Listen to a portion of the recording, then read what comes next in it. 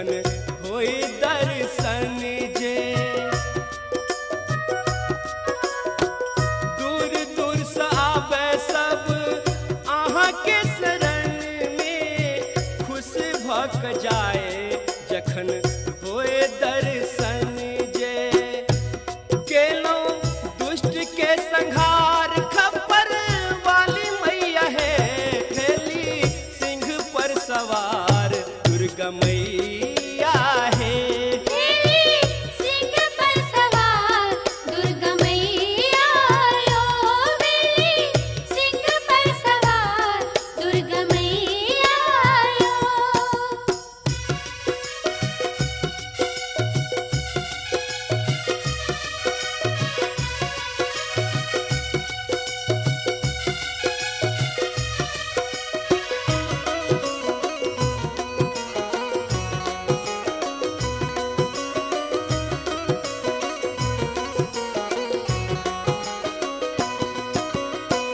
जे करे आस हुनकर रखै छथि नजरिया, अपना भक्त के ओ लै छथि खबरिया।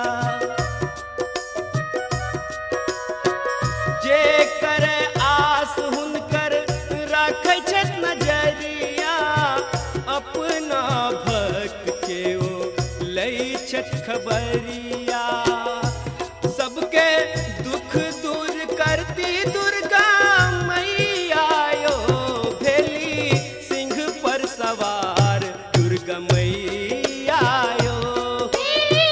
सिंह पर सवार दुर्गा मैया आयो, भेली सिंह पर सवार दुर्गा मैया आयो।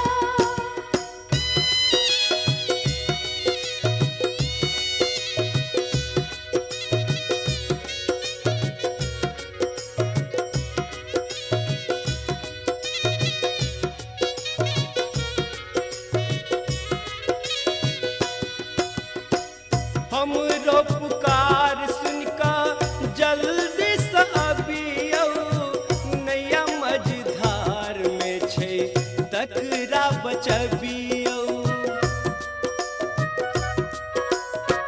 हमरो पुकार सुनका जल्दी से अबियौ, नैया मझधार में छै तकरा बचबियौ। लिया अपना शरण में मैया है, भेली सिंह पर सवार दुर्गा मैया है।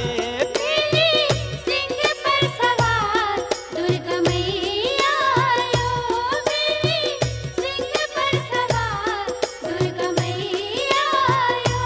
भेली सिंह पर सवार दुर्गा मैया यो, भेली सिंह पर सवार दुर्गा मैया यो। हुनकर महिमा अपार सुनू भैया यो, भेली सिंह पर सवार दुर्गा मैया यो। सिंह पर सवार दुर्गा मैया आयो, भेली सिंह पर सवार दुर्गा मैया आयो।